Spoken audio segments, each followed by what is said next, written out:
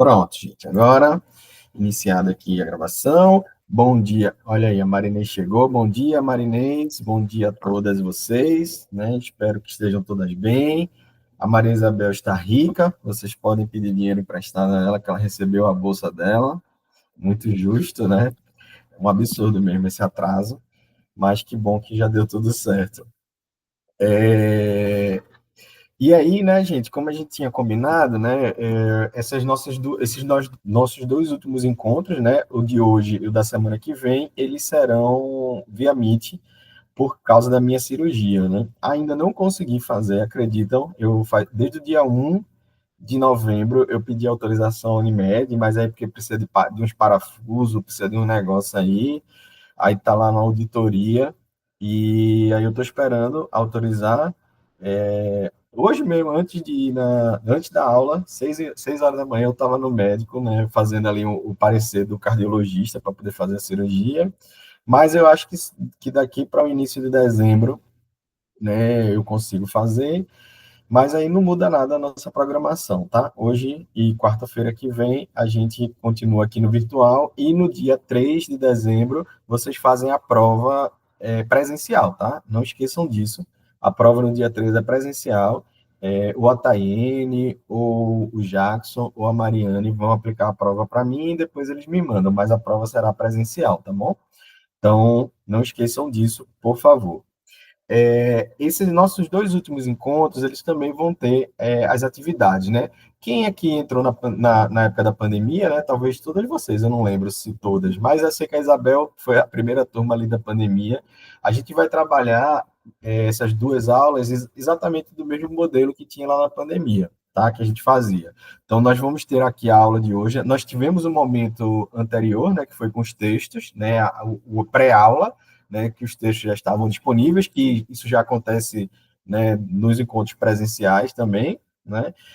Nós vamos ter essa aula de hoje, ela não vamos ficar aqui até 11h30, tá? Né, já vou avisando, então não se preocupe, eu sei que tem toda essa dificuldade com a internet, às vezes não tem um Wi-Fi bom, às vezes é no dados móveis, então não se preocupem, nosso encontro ele não vai durar até 11h30, a gente vai fazer ali 1 hora e meia, né? Enfim, que eu vou explicar para vocês a nossa proposta da aula de hoje, e depois vai ter o pós-aula, que é uma atividade que é aquelas atividades que a gente já costuma fazer. Então, vai ter ali uma atividade e vocês vão poder entregar essa atividade até a próxima aula, até a quarta-feira. Na semana que vem, a mesma coisa, tá? Os textos já estão lá, né? Já está disponível, vocês já podem ler a dissertação falando sobre os jogos e teatralizações no ensino de história. E vamos ter a aula também, a mesma coisa, dia 26, e depois, né, teremos ali a tarefa, e aí nós fechamos a disciplina, tá? Acho que está todo mundo bem, acho que ninguém tá muito enrolado ali com nota, então, né, dia 3 de dezembro a gente fecha também esse semestre, e aí você já entra aí para as férias, e Natal, Ano Novo, e fica todo mundo bem aqui na minha fisioterapia. Diga, Bárbara, pode falar. No caso das atividades, vão ser 3 atividades no total e mais a prova.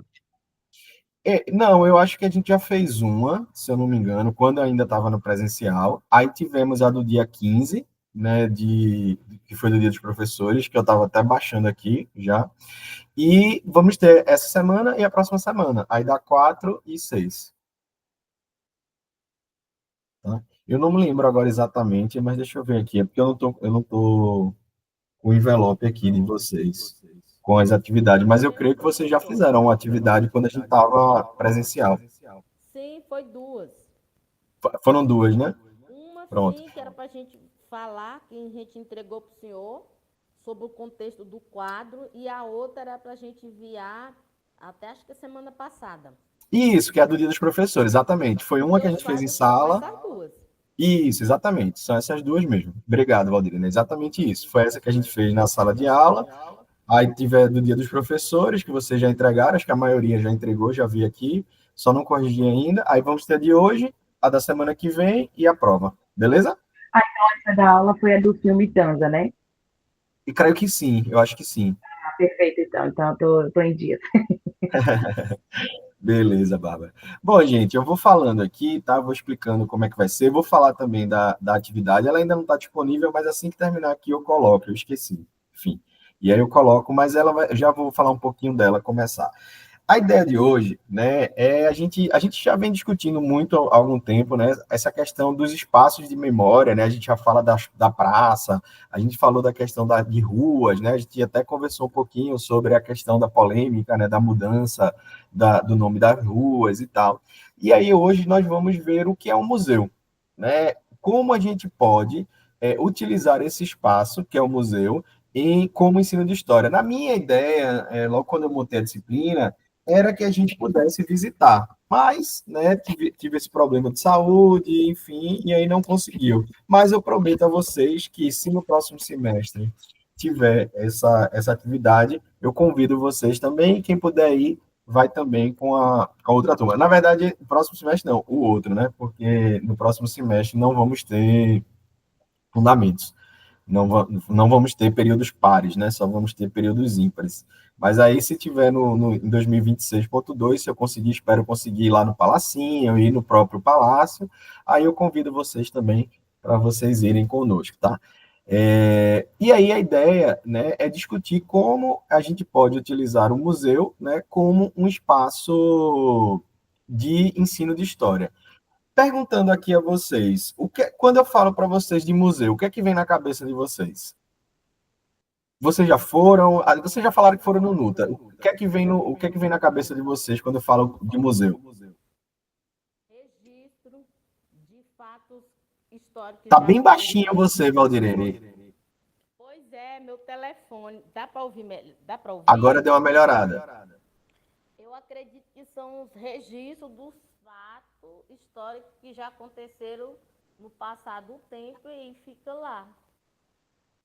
Exatamente, temos essa questão. A Graciele falou aqui também preservação. Exatamente, vocês estão certas. Só que a grande questão é, da mesma forma que a gente estava discutindo sobre como estátuas, o nome de rua, nome de escola, também são disputas, né, e disputas políticas, quem decide o que guardar no museu? E isso, Bárbara, a gente tem essa ideia de que museu é lugar de coisa antiga, mas coisa antiga de quem? Os antepassados. Sim, mas a gente tem muitos antepassados. Todos eles têm museus? Não. Então, quem decide o que é um objeto que é digno de guardar e quem não? Que faz parte da história de alguém. Ótimo. Por exemplo, se a gente pensar na nossa sala de aula, a gente tem várias cadeiras na sala de aula, né? Mas nenhuma daquelas cadeiras estão no museu. Mas a cadeira que Getúlio Vargas sentou quando era presidente está lá no Museu do Catete, lá no Rio de Janeiro. O que é que diferencia essas duas cadeiras? Porque talvez era porque era um político, era reconhecido e tinha um nome na sociedade e ficou. Exatamente. Quando a gente pensa isso, Bárbara, o governo, o poder público, né, um representante. E quando a gente pensa lá na nossa primeira aula de história, que a gente discutia o que é história, e muitas de vocês falaram, a gente lembra de datas, professor, da Proclamação da República, de Dom Pedro e tal. Vocês conseguem fazer essa ligação com como se constrói um acervo de um museu? Isso, quem decidiu guardar e falar sobre isso. Mas percebem que quando a gente fala, quando vocês me respondem agora, por exemplo, que a cadeira que está Getúlio Vargas é porque foi Getúlio Vargas, e quando a gente discute da história, né, que a gente está vivendo um outro momento, que a gente não está mais pensando na história dos grandes nomes, geralmente que são homens brancos, né, héteros, cristãos, e que são marcados, colocados, né, como heróis da história, a gente precisa também, da mesma forma, repensar o que é um museu. Será que um museu ele é só um espaço de guardar coisas antigas? Eu acredito que não, professor. E como é que a gente... Porque, vejam, quem foi que falou foi Valdirene, né, Valdirene? Isso. Pronto. Se um museu fosse um lugar só de guardar coisa antiga, a gente só precisava ir uma vez, né? A gente ia lá, olhava e nunca mais precisava voltar. E aí, como é que o museu se recria?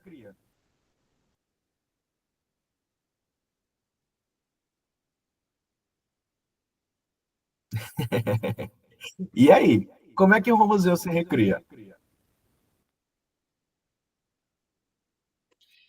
Os conceitos foram mudando conforme a mudança. Exato, conforme a perspectiva de história e de memória, certo?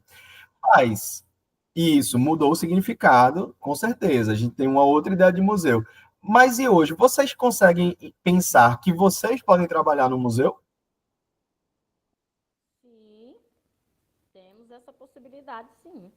Exatamente. Então, se vocês, enquanto pedagogas, podem trabalhar no museu, significa que hoje uma parte muito importante de um museu não é necessariamente o seu acervo, mas sim a sua parte educativa, né? Valdirene, quando você estava aqui em Recife, você foi lá no Brenan, Não me explica o que que é. Quem sabe se eu lembro. no castelo, que tem um monte de arma, Ah, não, nós não fomos, não. Nós não fomos. certo? É um museu muito visitado, é um dos museus mais visitados do mundo. E Nós sempre somos eles estão parciselos. mudando também na verdade, eles mudam a exposição sem necessariamente mudar o acervo. Por exemplo, lá tem uma exposição fixa de um pintor chamado Eckhout, que foi um pintor holandês que veio com a comitiva de Maurício de Nassau quando tivemos a invasão holandesa no Brasil, né? E a invasão holandesa ela teve no Maranhão, né? E também teve em Pernambuco, em Recife. E esse cara, o Eckhout, como também o Franz Post, eles pintaram muitos quadros sobre o Recife daquele momento. E hoje se tem uma discussão muito grande sobre como esses quadros, né, na época não tinha internet, na época não tinha jornal, na época não tinha Instagram, como esses quadros eles serviram não só como uma obra de arte, mas eles serviram como uma obra de propaganda das companhias das Índias Ocidentais, né, que era a companhia que invadiu o Brasil e invadiu o Recife e o Maranhão, para, né, em busca do açúcar, né, da produção de açúcar, enquanto como essa arte, essa cultura, né, essa pintura serviu de instrumento de propaganda da colonização holandesa para a Europa, no sentido de trair investidores para a Companhia das Índias Ocidentais, dizendo que aqui no Brasil era um bom negócio você investir, né, na produção do açúcar. Né? Então vejam que a arte também, da mesma coisa que a gente fala que a memória ela não é neutra, a arte ela também não é neutra, não. E muitas vezes o que a gente está lá no museu observando também não tem neutralidade, não. São frutos de escolhas. O que se está lá no museu não é um monte de coisa que cata na rua e leva para lá. Não, se faz uma curadoria, se faz uma exposição, se monta aquilo dali a partir de um objetivo.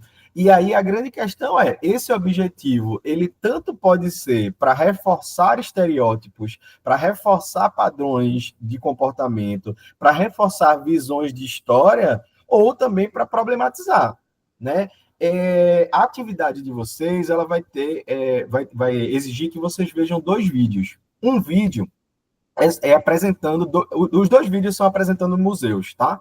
Um é o Museu do Homem do Nordeste, tá? Que fica aqui em Recife. E por que eu coloquei ele? Não só porque ele fica em Recife, não tem nada a ver, mas porque eu conheço o acervo, mas porque ele tem uma questão muito importante para nós, né?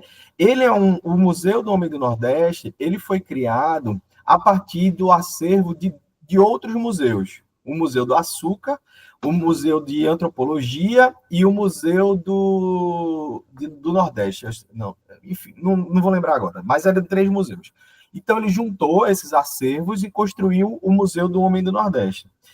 E aí, dentro dessa perspectiva, né, do acervo, principalmente do Museu do Açúcar, quando vocês forem ver o vídeo, vocês prestem bem atenção nessa área, que eles vão ter lá, vai ter uma parte, né, que vai mostrar um açucareiro, né, um açucareiro feito de ouro, né, o melhor ouro possível, todo cravejado em diamantes, em pedras preciosas raras, né, e um instrumento de tortura, né, um instrumento de castigo, né, de pessoas, né, escravizadas, né. E aí, como é que a gente consegue fazer essa relação entre esses dois objetos? Como é que esses objetos conversam? Deixa eu ver se eu acho aqui para mostrar para vocês. Como é que vocês conseguem estabelecer essa relação entre esses dois objetos?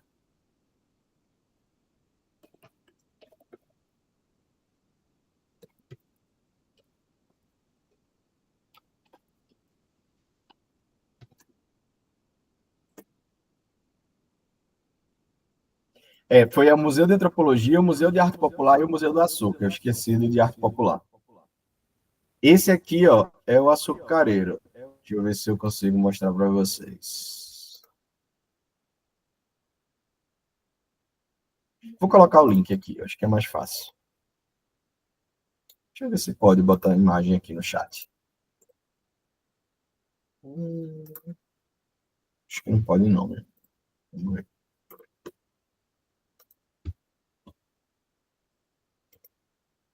Pode não.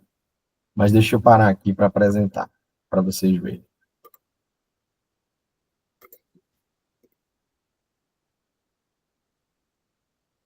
Aqui, esse é o açucareiro. Esse açucareiro, ele é todo em ouro e ele é todo cravejado em, cadê? Aqui, em pedras preciosas. Vocês conseguem ver?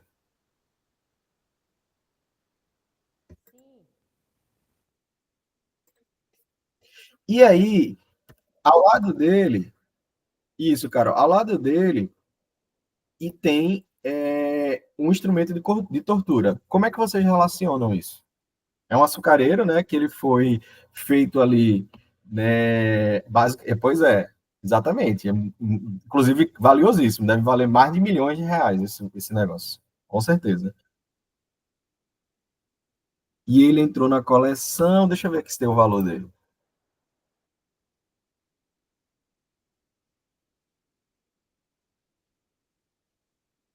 Não, não tem. Mas ele, ó, ele cravejado, adornado, folhagem de arabeja, açucareira. Bom, não tem o valor dele, mas assim, dá para ver que a gente que é algo muito caro e que hoje deve valer milhões. Como é que vocês conseguem relacionar esse açucareiro com um instrumento de tortura?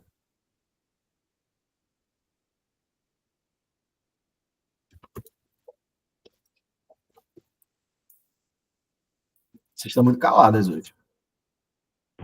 Como que é a pergunta, professor? A gente tem esse açucareiro, né? E ele é todo de ouro, com pedras cravejadas, né? E que ele é muito caro, certo? E ele é um açucareiro. Ele é um objeto fútil, vamos dizer assim, né? Ele é um objeto supérfluo, né? Mas ele é um objeto supérfluo extremamente caro.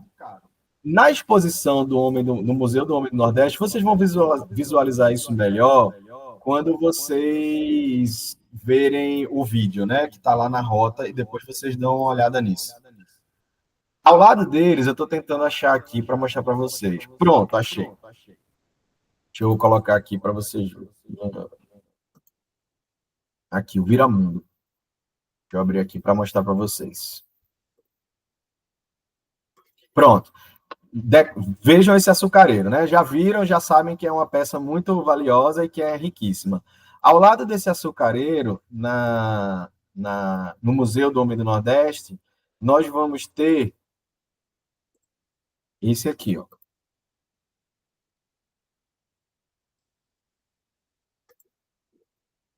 Esse objeto aqui. Esse objeto, ele se chama Viramundo, né? Onde as pessoas escravizadas, elas eram castigadas e elas eram amarradas, né? Presas, né? Aqui, ó, as pernas e os braços aqui. Como é que vocês relacionam esses dois objetos no museu? Se vocês chegassem lá no Homem do Nordeste e vocês vissem esses dois objetos juntos, o que é que vocês pensariam?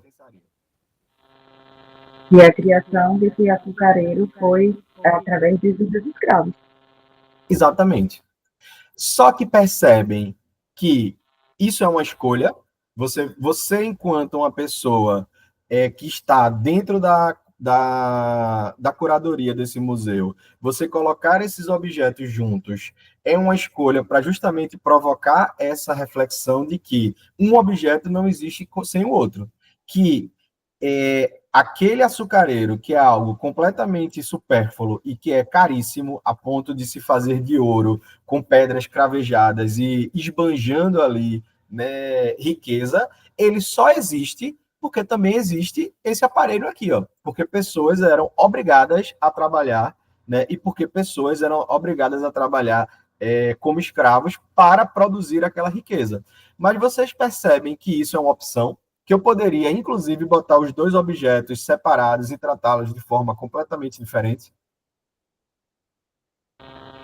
Isso é interessante, porque essa visão agora, né? A primeira vez que eu estou ouvindo falar sobre isso, e se outros lugares, outros museus, por exemplo, fizessem essa mesma contextualização, ia ser muito interessante, porque, vamos supor, o ponto de vista da gente poderia mudar. Se eu visse o açucareiro sozinho, que coisa linda e tal, né? Todo trabalhado, que não sei o quê. Depois eu vi que essa peça, primeiro que eu não conheço, nunca nem vi. Eu ia procurar ler o que estava ali, né, as informações, e entender a situação. Tá bom. Se lá tivesse alguma informação falando assim, esse instrumento, esse modo de prisão foi usado pelos escravos para produzir tal açucareiro, a visão também já mudaria. Então, trazer os dois juntos é muito interessante.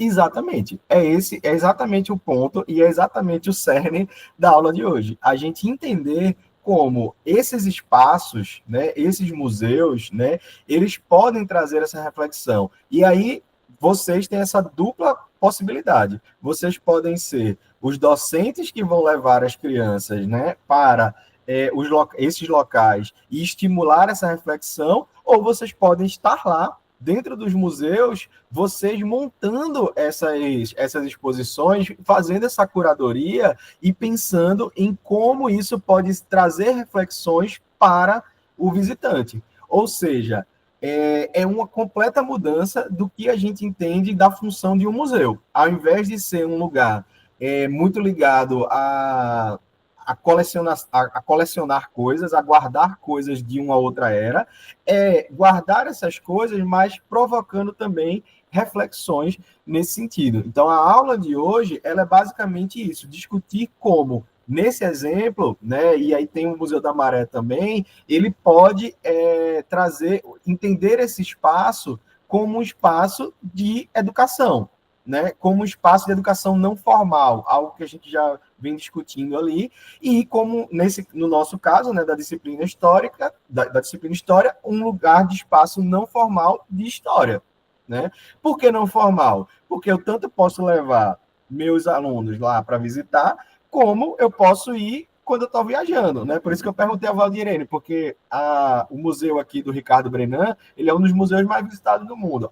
Praticamente ao lado dele, tem o do primo dele, que é bem famoso, né? O Francisco Brenan, que tem várias obras aí espalhadas pela cidade e tal, e que é um famoso artista plástico, né, mundial. Todos dois já morreram, tá? Mas a gente pensa também que, no caso do Instituto Ricardo Brenan, que é o castelo, ele construiu um castelo. Veja, coisa de branco rico, né? Ele construiu um castelo, saiu comprando um monte de arma medieval do mundo inteiro e saiu colocando lá. Então, você vai ter armaduras medievais, originais, você vai ter facas, cinto de castidade, espadas, as mais diversas possíveis, enfim, né? Só que aí, esses objetos em si, eles não dizem nada.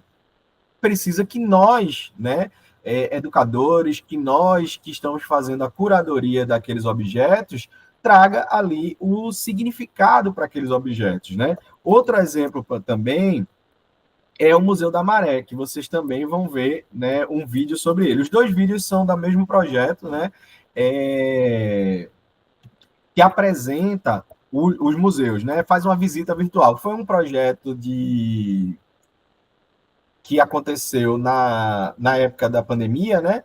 E aí ele era uma forma de apresentar alguns museus para, né, visitar, né, que houvesse essa visitação virtual. Então, muitos fizeram isso, né? E aí o Museu da Maré, ele também traz essas questões. E aí vou mostrar aqui para vocês, por exemplo, deixa eu agora mostrar aqui o Museu da Maré para vocês. Daí depois vocês também dão uma olhada lá no site, tá? Opa. Ó. Aí aqui a gente vai ter o Museu da Maré e a gente vai ter alguns acervos. Por exemplo, vocês sabem, vocês já ouviram falar na Maré? A Maré é uma favela, é uma das favelas, né? Que era uma favela e agora virou um complexo de favelas, né? O Complexo da Maré. A própria Marielle era do Complexo da Maré, né? A Boca Rosa, que talvez vocês conheçam, também é do Complexo da Maré. Existem muitas pessoas, né, da Maré. E é uma área, né, periférica, né, que sofre com muitas questões. E aí, né, tantas questões de violência quanto questões de descaso, né, público. E aí é muito interessante que esse museu ele é composto, o acervo, por questões, por objetos que contam a história da Maré. E aí eu trago assim de forma destacada esse objeto aqui que me chama muita atenção, que eu acho que o nome dele é Rodamundo, né? Vejam, ele é um balde, né? Vejam aqui, ó. Cadê? Ele é um balde. Opa, aqui. Ele é tipo um balde que tem uma cordinha, né? Ali com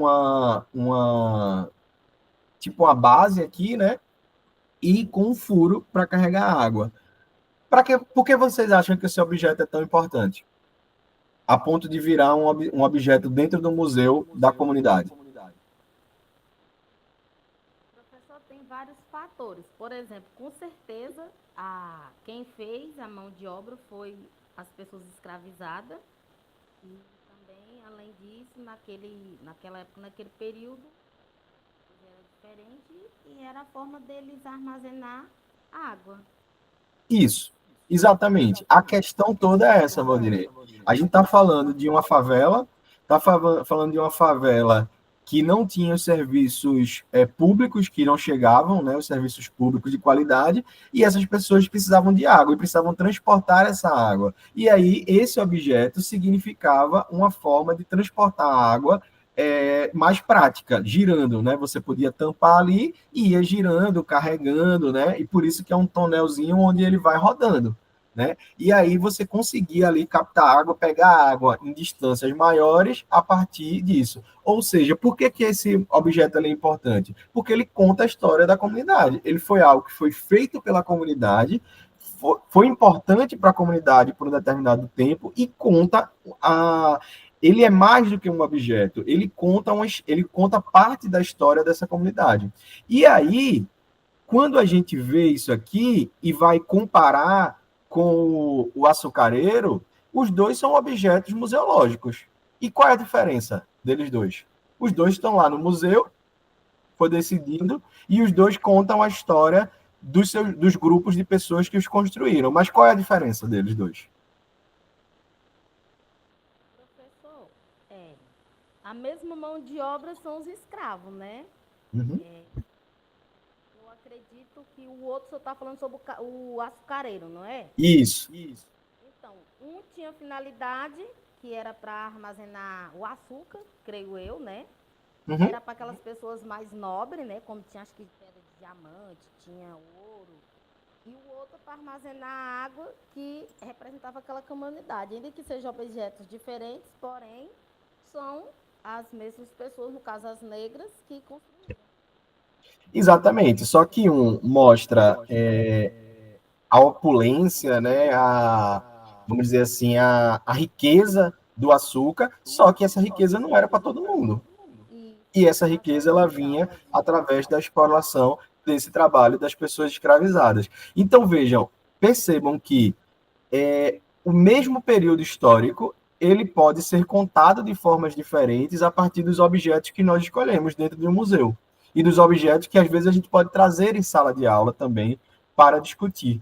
Né? Então, essa é a chave, né, do nosso encontro de hoje, falando sobre o uso de museus como instrumento do ensino de história. E aí nós temos 2 textos, né? Um fala especificamente de museus, que é o texto da professora Marlene Suano, né?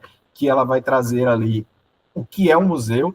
É que eu não sei se existe ainda hoje, né? Na minha época de graduação, existia uma coleção chamada Primeiros Passos.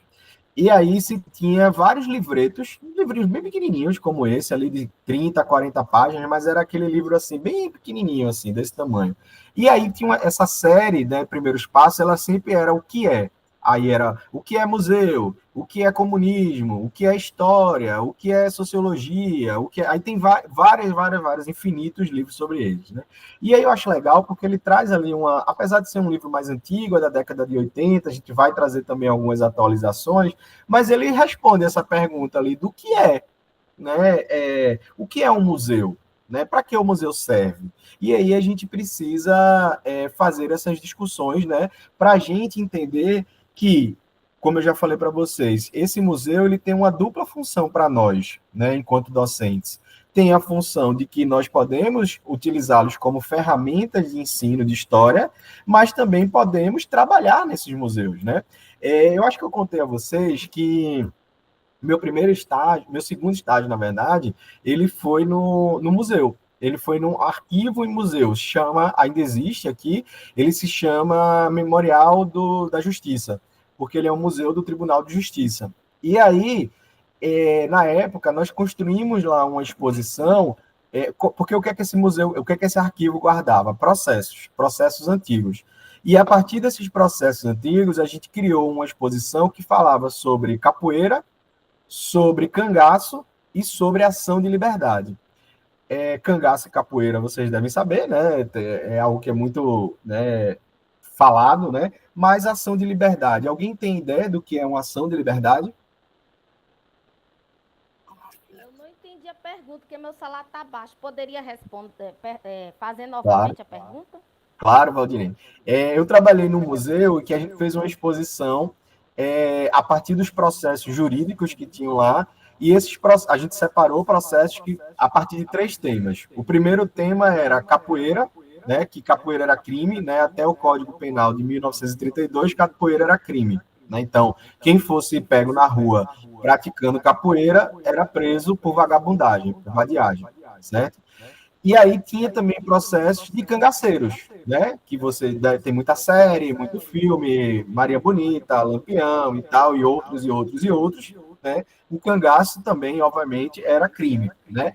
E tinha muitos processos que a gente chamava de ação de liberdade. Até hoje nós chamamos, né? O nome do processo é ação de liberdade.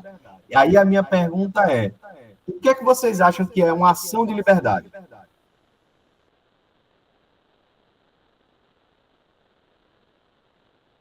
Como o senhor citou aí, do pessoal que fazia capoeira e do cangaço, né? Uhum. Eu acredito que o pessoal da capoeira, quando eles faziam, ele se expressava através da dança, dos movimentos, como fosse a liberdade deles, né? Porém, para a justiça, pelo que eu entendi o senhor falando, aquilo ali já era afronta, né? Que não era liberdade para ele. Enquanto, por exemplo, o cangaço, ele saía, né? Estando na frente, entrando em propriedade, matando as pessoas, violentando e tomando bem da posse, né? Aquilo ali para eles, eu acredito que já era honra, já era mérito, já não era estilo bandidagem. Sim, o que você falou sobre a capoeira e o cangaço faz sentido. A questão é que a ação de liberdade é outra coisa.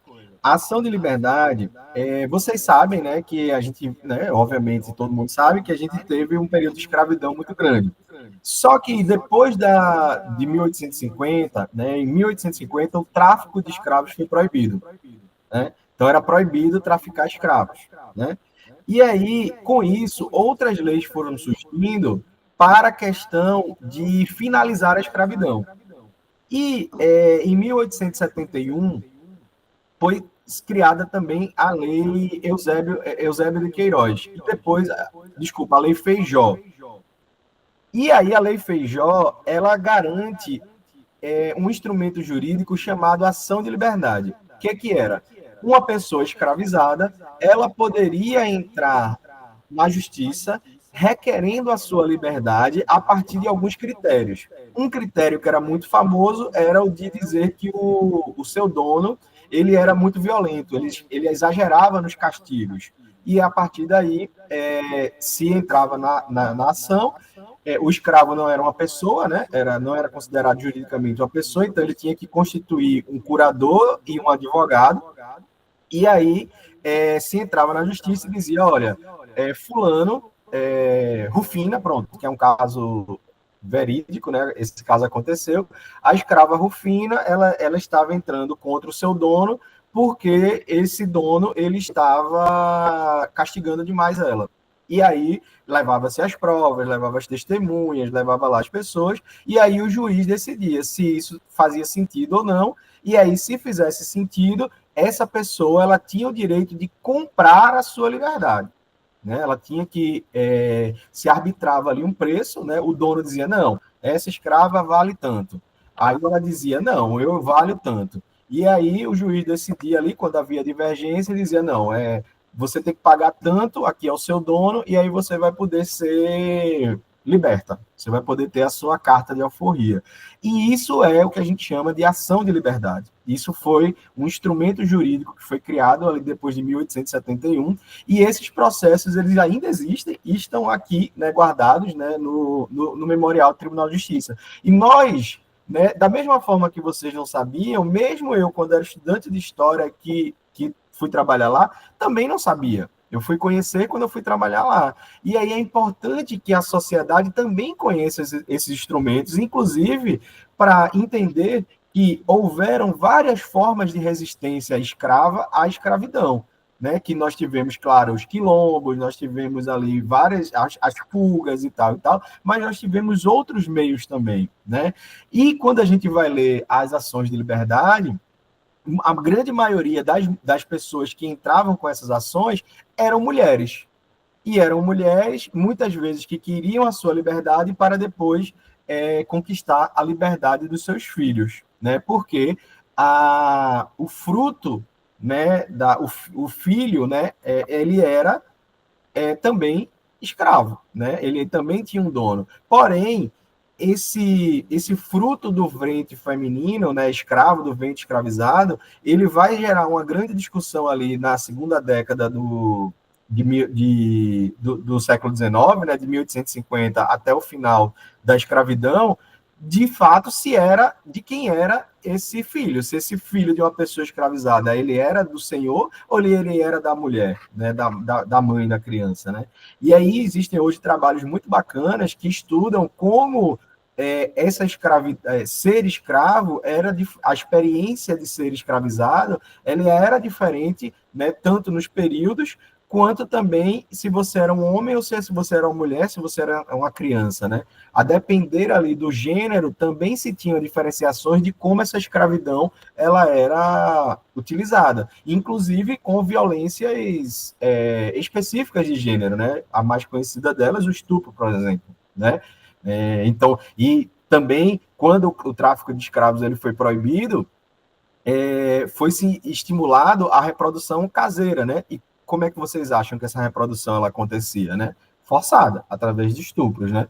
Então, a gente pensar que mesmo entre esses grupos de pessoas escravizadas existiam diferenças entre si, não é um grupo homogêneo, não é o mesmo grupo. E isso tudo você pode contar e falar não só dentro de sala de aula, mas através desses materiais dentro de um museu, que era o que a gente fazia, né, lá na exposição no museu, né, no Memorial da Justiça. Então, vejam a infinidade de possibilidades que esses espaços, eles trazem para contar uma história, para trazer informações, né, dentro tanto do aspecto, né, formal, mas dentro do aspecto informal. Existe também o turismo cultural, né? As pessoas, elas viajam vão para outras cidades e elas costumam visitar museus. Às vezes a gente visita mais museus de outras cidades quando a gente está viajando do que os museus da nossa própria cidade. A gente conhece pouco, né? Às vezes a gente conhece menos a nossa história, né? Às vezes quando vocês estão aí viajando, né? A gente, né, vai e visita mais museus do que os próprios museus da nossa cidade, né? Então a gente pensar nisso também, certo?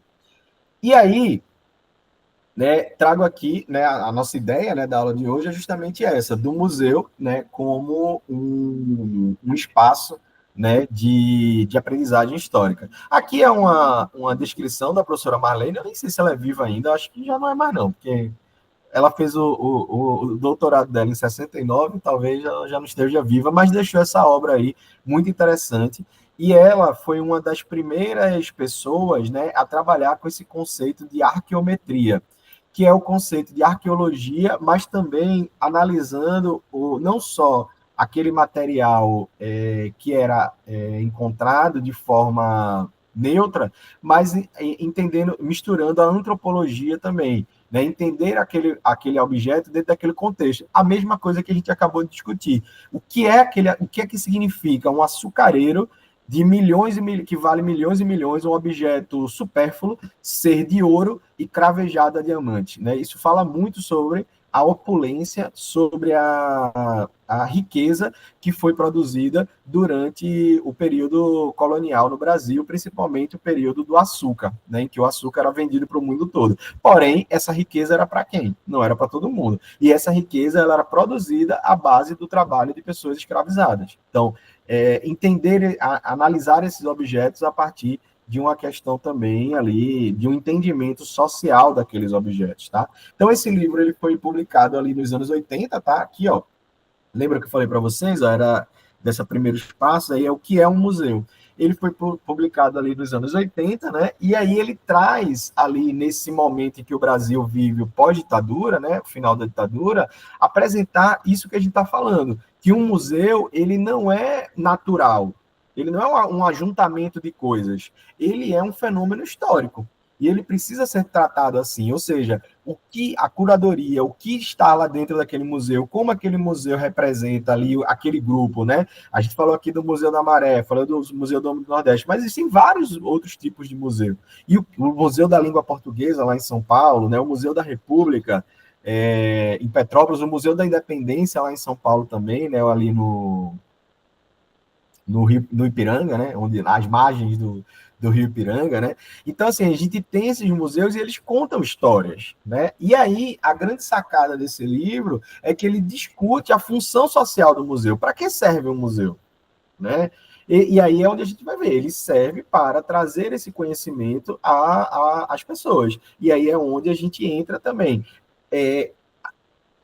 Esses objetos, eles, de certa forma, eles contam uma história de um passado pelo presente. E aí é aquela coisa que a gente vem discutindo desde da nossa primeira aula lá em agosto, quando a gente discutia que quem faz história é o presente, não é o passado. A mesma coisa do museu. O museu ele é construído ali por objetos, mas quem define aqueles objetos e quem define a narrativa desses objetos é o presente, certo? É o presente. E aí, enfim, né, a gente pode discutir várias coisas. Agora mesmo, né, há uns anos atrás, né, em 2021, a gente teve os 200, em 2022, né, a gente teve o bicentenário da independência, e eu não sei se ela é viva ainda, né? Pronto, que bom, então. Olha, ela está atuando, então, ainda como professora da USP. E aí, eu não sei se vocês lembram, mas aí em 2022, a gente teve na época ali do governo Bolsonaro, a gente teve uma grande discussão, né, sobre, no bicentenário, né, da independência, do coração de Dom Pedro. Lembram disso? Que queria trazer o coração de Dom Pedro de volta para o Brasil, para ser enterrado aqui, blá, blá, blá, blá, blá, blá, blá. Isso é uma discussão de memória, né? É um presente querendo rememorar uma figura do passado que liga-se a esse presente, que é importante para esse presente. É a mesma coisa da Avenida Teotônio Segurado. Quer mudar o nome da avenida? Quando Siqueira Campos escolheu o nome dessa avenida lá em 1990, né, por ali, na década de 90, né, não vou lembrar exatamente o ano, ele também queria trazer uma memória de um passado, ele queria relembrar o Teotônio Segurado, porque foi um cara que teve uma ideia também separatista da província de Goiás e a construção de uma outra província, nem se falava exatamente em Tocantins, né? Então, agora, né, se estão querendo mudar, por quê? Porque existe um grupo político no poder que é interessante que a memória do Siqueira ele seja relembrada, né? Então, a gente vê que isso são discussões de memória que afetam a nossa vida, afetam o dia a dia, porque isso afeta na eleição, isso afeta no como nós enxergamos a cidade, isso afeta as nossas vidas. Então, entender também essa discussão, né, essa ideia da função social do museu, né, de como ele se constitui, certo? E aí, enfim, é porque nessa aula teria ali o Museu do Homem do Nordeste, que eu ia passar o vídeo para vocês, mas ele está lá na rota, vocês assistem depois, e a gente já trouxe aqui algumas informações, mas ele está lá na rota e vocês dão uma olhadinha para fazer depois a atividade de vocês, tá bom? E aí, essa é a atividade, tá? Só que eu vou colocar ela lá no Educa de forma certinha, tá? Queria que vocês falassem sobre essa experiência do museu e se vocês pudessem criar um museu, qual seria a temática desse museu? Como é que você pode fazer qualquer coisa, tá? Ele não precisa ser real, não. Qual seria o seu museu? Iria falar sobre o quê? E o que é que estaria dentro desse museu? Mas eu explico depois, quando a gente estiver mais para o final da aula, tá? E aí, entender, né, que esse museu e seus objetos, eles não são exatamente democráticos, né? Não eram exatamente democráticos, né? Agora a gente tem uma busca aqui. Agora a gente tem essa função mais definida de entender também a construção de um museu democrático em que ele trate também de grupos diversos na sociedade, que não seja só a reprodução de elites, né? De objetos de elite, de histórias de elite, né? Então a gente vê que a própria, vocês quando lerem o texto lá, quem já leu já pode perceber que a própria professora Marlene, ela diz que o museu ela não nasce, a ideia do museu não nasce como uma ideia democrática, né? É uma coleção privada, né? A casa das musas, né? É a casa de guardar elementos que reforcem um poder simbólico e uma distinção de classe e que tenha-se ali um olhar sobre aqueles objetos que reforcem a distinção social desses objetos, certo? E aí ela remonta ali três períodos, né, interessantes, né? Como o museu como um gabinete de curiosidades, ou seja, a gente leva para o museu coisas que são curiosas, aspectos curiosos de um determinado momento, né? E aí a gente vai ter muito isso no Renascimento e no Barroco, né? Sendo muito feito por pessoas que tinham interesse em fazer coleções privadas, né, desses acervos, né? E aí é interessante a gente perceber, como a professora Marlene fala, de que essa construção de um museu é sempre uma forma de como se organiza o mundo e de se produz narrativas sobre aqueles objetos, certo? Então, pensar nisso, né?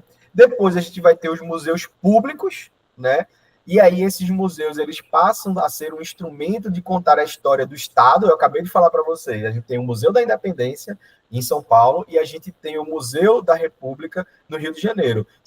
O próprio Palacinho, se a gente pensar, é um museu do Estado que tem ali como objetivo contar a história do Estado, certo? Não é necessariamente isso, não é um problema, né? O Estado precisa contar a sua história, só que como isso é contado é que a gente precisa ali estar sempre problematizando. Então a gente, tanto que a grande maioria dos museus, né, eles são públicos, né? Eles têm ali investimento público e até os museus privados, eles até contam também com financiamento público muitas vezes, né? Então, a gente pensar o museu, né, como também um sistema de Estado. Ela até fala do Louvre, né, que é um dos museus mais famosos do mundo, né, o Museu do Louvre na França, que é um museu que ele foi construído a partir dos valores da Revolução Francesa, né, os valores burgueses da Revolução Francesa, a partir da ordem, da disciplina, do culto a uma obra de arte, né, isso tudo são valores burgueses. Então, a construção desses museus, eles também são produtos históricos, né, de como é que esses museus eles funcionam.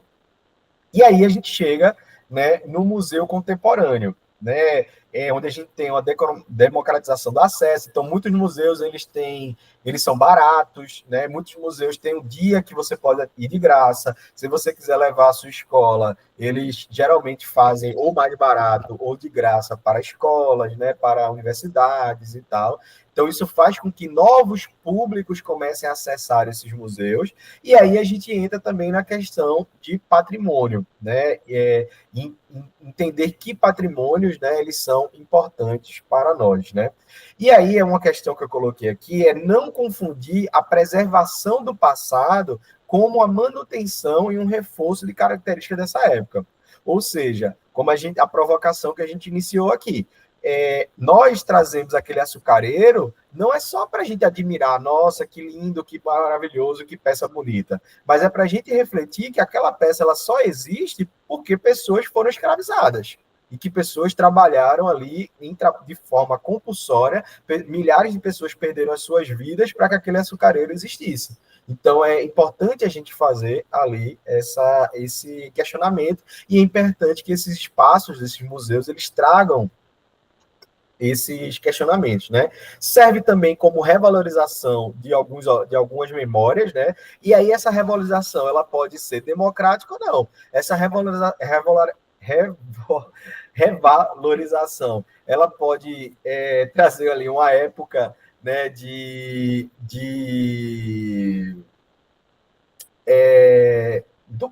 pronto, vamos continuar aqui na época da colônia, né?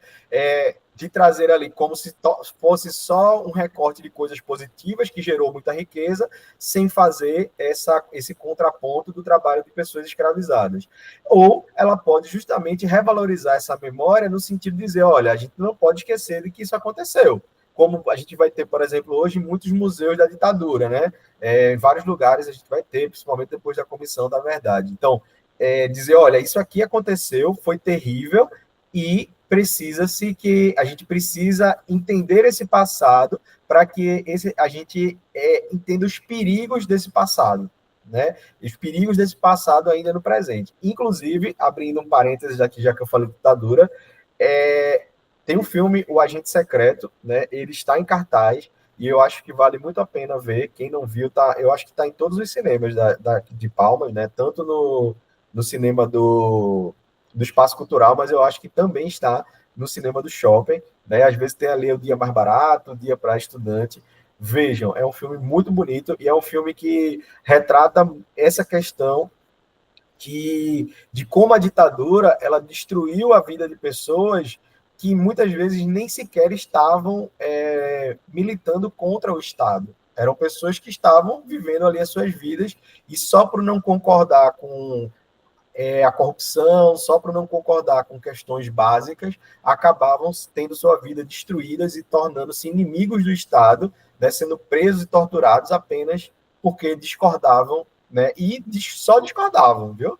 Não pegaram em arma, não foram à rua, não foram nada, mas tiveram assim, ali suas vidas destruídas. Então, acho que é um filme muito importante para dar uma olhada, para ver e entender como questões políticas afetam diretamente as nossas vidas, né? Muitas vezes a gente tem aquele discurso de qualquer um serve, é questão de política como se fosse uma questão menor, e eu acho que a gente precisa entender que não é bem assim que funciona. Quanto mais a gente deixa essas coisas de lado, mais a gente vira mão de obra dentro de outras pessoas que levam isso muito a sério, tá? Então, fechando esse recorte, né? E aí, entender também que os museus eles são espaços de memória. Ele não é um repositório neutro de objetos. Ele conta uma história, ele é produtor de significados. Né? Ele traz ali uma visão de um passado. Ele está dentro do que a gente chama da disputa histórica do passado, certo? E ele também parte dali, né? A gente vai ter um movimento preservacionista, né? A gente vai ter muita gente que entende o museu, né, apenas para contar questões ali, fatos curiosos sobre determinados locais, né? Por exemplo, tem uma cidade aqui, em Pernambuco, Vitória de Santo Antão, que tem um museu, e grande parte desse museu é dedicado a quando Dom Pedro II dormiu uma noite na cidade, né? E será que não tem nada tão mais importante na cidade, sobre pessoas que moram ali na cidade, que construíram aquela cidade, que vivenciaram essa cidade, a ser contadas, né? Então, a gente pensar nisso, né? E a própria também ideia de patrimônio, né? De como é que o museu também ele é uma construção de patrimônio, e o patrimônio ele conta também a história a partir de que o Estado decide, né? Uma coisa importante também, né, dentro da nossa perspectiva, né, acho que acabei que já falei um pouquinho disso aqui, deixa eu pular, pronto. A função, pronto, exato, isso aqui é importante. A função educativa dos museus. Por exemplo, a gente vai ter, vocês sabem, né, que os jesuítas, né, eles tiveram uma participação muito grande no processo educativo do nosso país, né? Então a gente vai ver que eles também pensaram no próprio museu como um instrumento de contar a sua história. E aí é quando a gente entra nessa questão do museu no século XX, né? Ou, desculpa, no século XIX, falando especificamente do Brasil, né? Então a gente vai ter também essa diferença entre coleções que são abertas ao público e instituições que são de serviço público. Por exemplo, o Museu Ricardo Brenan, ele é um museu que ele é aberto ao público, mas que ele é todo privado, mas o público pode ir lá e visitar.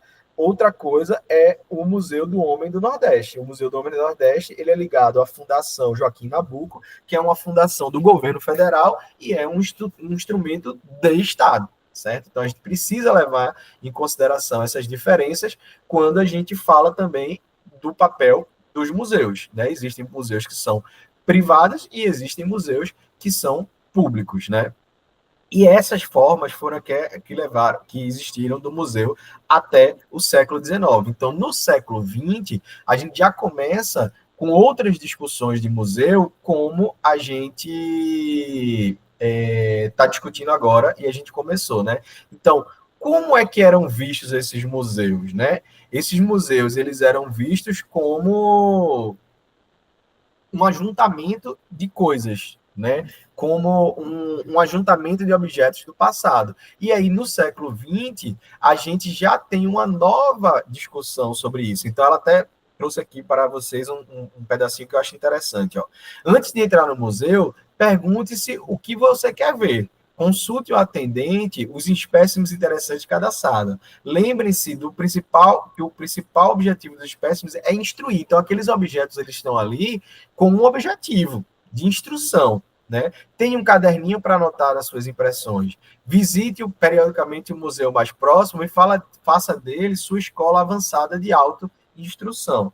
Né? Então, é meu desejo que os objetos de arte contribuam para a minha felicidade, não sejam enterrados na fria sepultura de um museu, o que a gente já sabe que não é bem assim.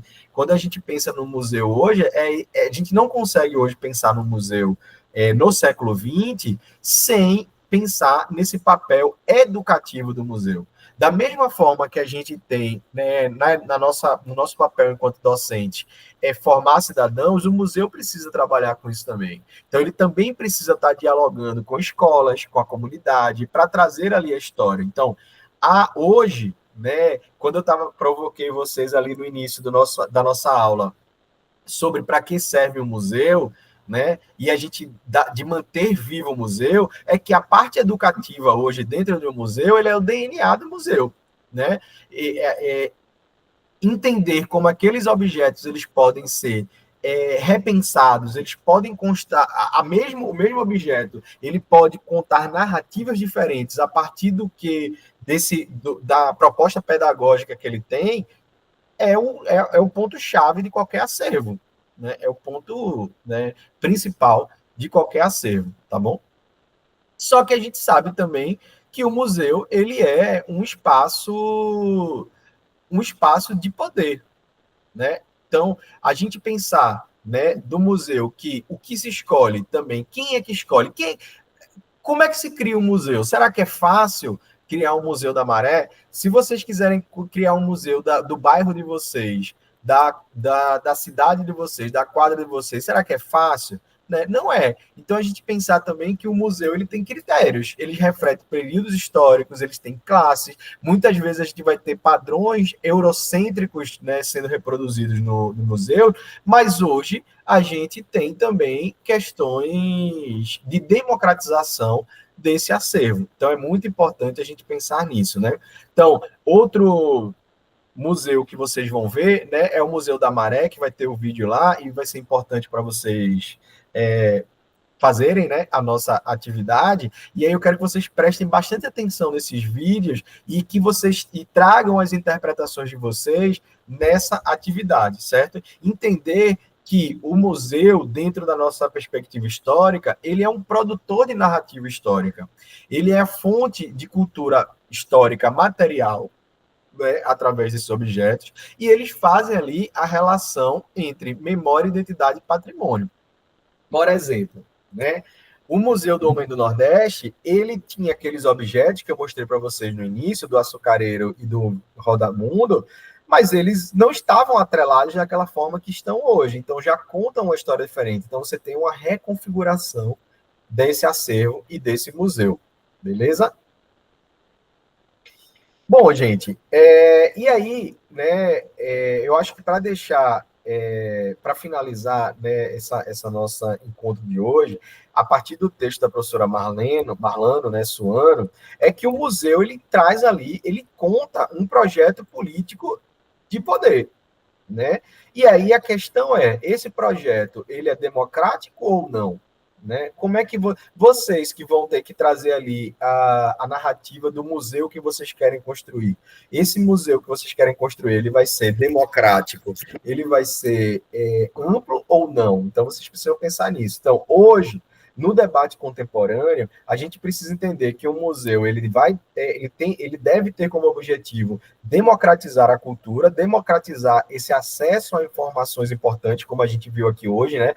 Alguém falou aqui, nunca vi esse objeto, agora faz sentido. Então, fazer o museu, ele tem por objetivo hoje, né, a partir desses debates contemporâneos, trazer essas questões, né, para nós, né?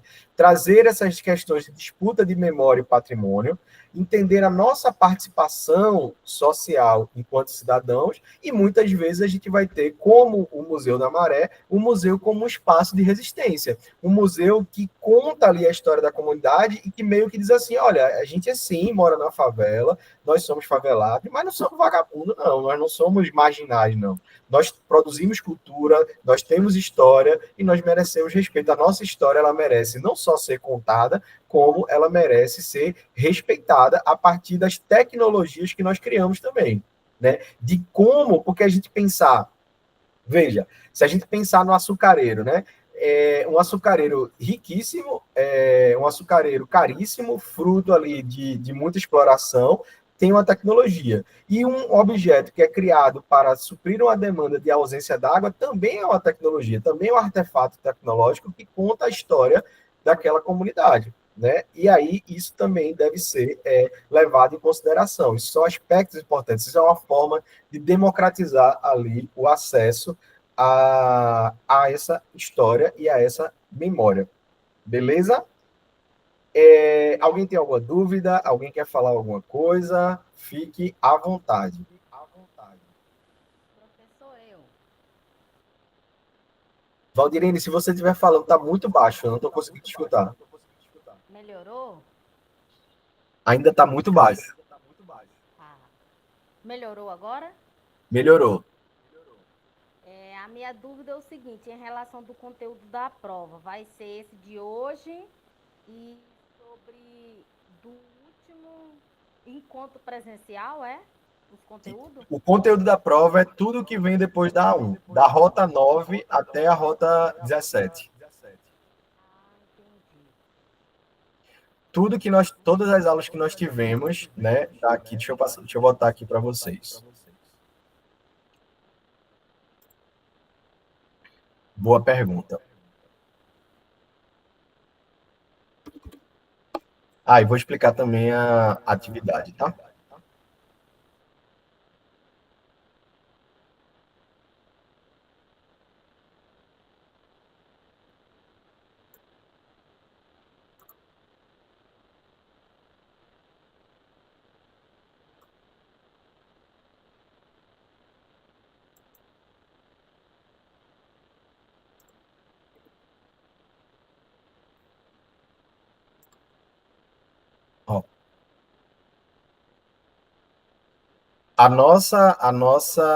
tudo que vai cair na E2 é tudo que tem na etapa 2, tá?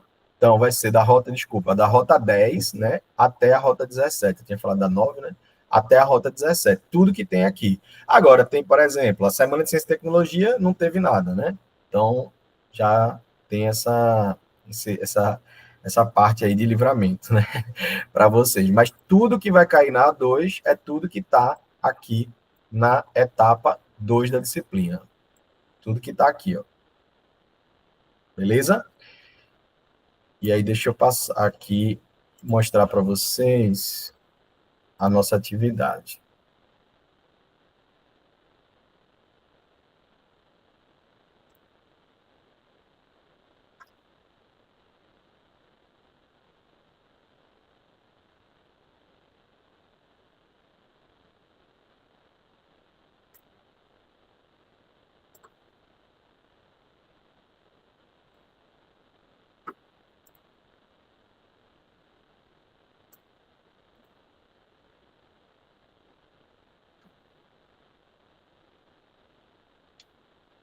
Pronto.